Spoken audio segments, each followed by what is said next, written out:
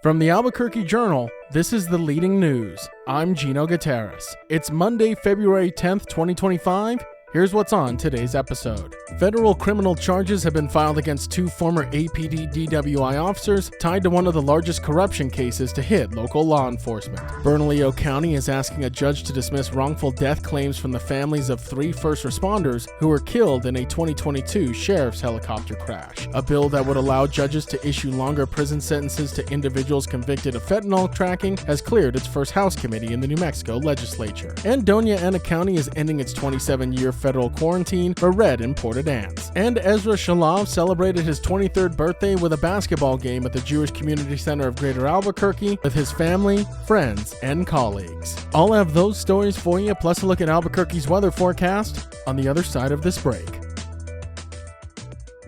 This episode is brought to you by the Kirtland Partnership Committee. For 30 years, they've been dedicated to supporting, growing, and preserving the Kirtland National Security Complex.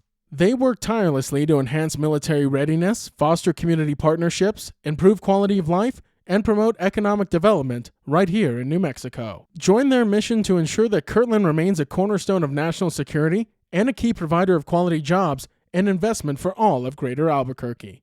Together, we can make a powerful impact. Kirtland Partnership Committee, proudly shaping the future of our national security for 30 years. Two former Albuquerque DWI officers, Honorio Alba Jr. and Joshua Montano, pleaded guilty to bribery and racketeering in a major public corruption case. They admitted to working with defense attorney Thomas Clear III and investigator Rick Mendez in a scheme to dismiss DWI cases in exchange for briberies. The scandal, known as the quote DWI enterprise, operated for over a decade, with officers accepting cash, gifts, and favors while referring DWI suspects to Clear's law office for dismissal. My colleagues, journal reporter Matthew Risen and investigative reporter Colleen Heald, have been following this story since Rick Mendez pled guilty to federal prosecutors last month, and as Matt tells me, this is the first instance in this case of officers who were involved being charged. So now we've seen the first law enforcement officers actually admit to their part in this DWI corruption case that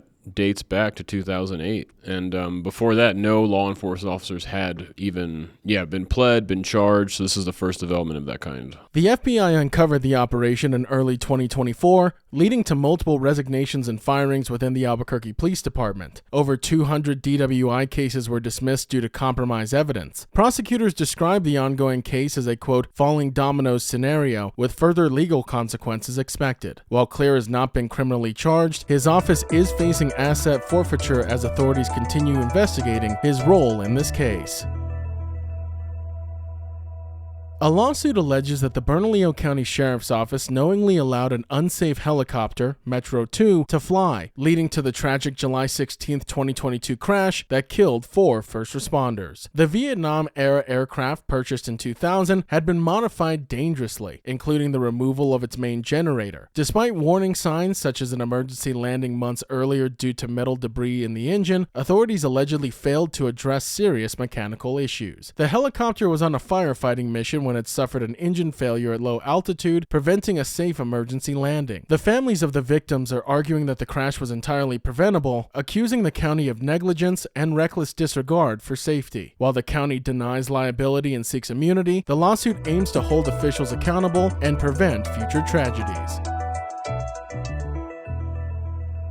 A bill that would allow judges to impose longer prison sentences for fentanyl trafficking in New Mexico cleared its first House committee vote on Friday. House Bill 16, which is sponsored by Representative Charlotte Little, a Democrat from Albuquerque, is proposing to add 5 years to prison terms for those caught with over 500 fentanyl pills or 50 grams in fentanyl powder. Supporters argue the bill is necessary to combat the state's fentanyl crisis, which was responsible for 65% of New Mexico's overdose deaths in 2023. However, some lawmakers, including Representative Janelle Anunanu, a Democrat from Albuquerque, worried that harsher penalties could disproportionately impact minority communities, drawing comparisons to past disparities in drug sentencing. I think there is some concern that just stiffer penalties won't change some of those underlying issues. My colleague Dan Boyd is the Journal's Capitol Bureau Chief and also covers state government for the paper, and joined me to discuss additional lawmaker concerns about behavioral health resources related to House Bill 16. I think maybe there's a thought among some that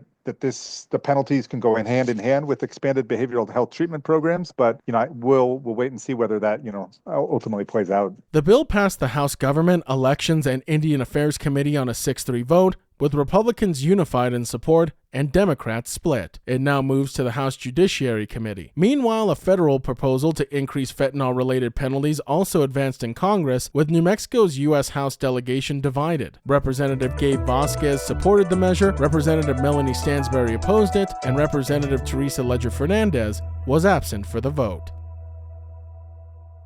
After 27 years, the New Mexico Department of Agriculture is working to lift a federal quarantine in Doña Ana County for red imported fire ants, an invasive species known for their painful stings and their damage to crops and livestock. The quarantine has restricted agricultural exports and increased costs for nurseries and farmers in the county since 1998. Algernon Damasa, who's the Journal's Southern New Mexico correspondent, explains how farms and nurseries were affected by the ants. The ants like hay. They also like soil. They can move very easily between states. They can even hitch a ride on trucks. And so, for example, if hay sits on the ground long enough, it's a regulated product. Nurseries had to do some things involving applying pesticides and testing their areas and reporting to NMDA. And so in a deregulated environment, that's one less thing that they have to do and one less expense. I'm sure they'd welcome that. Red imported fire ants, originally introduced from South America, have infested over 367 million U.S. acres, primarily in the southeast and Texas. However, the New Mexico Department of Agriculture reports that no fire ants have been detected in Doña Ana County for the past 3 years, meeting the primary requirements for deregulation. Lifting the quarantine would make Doña Ana County the first in the country to be deregulated for the species. If approved by the U.S. Department of Agriculture, it would remove restrictions on plant nurseries and farms, reducing costs and regulatory burdens. There's no estimate yet on when federal authorities will act.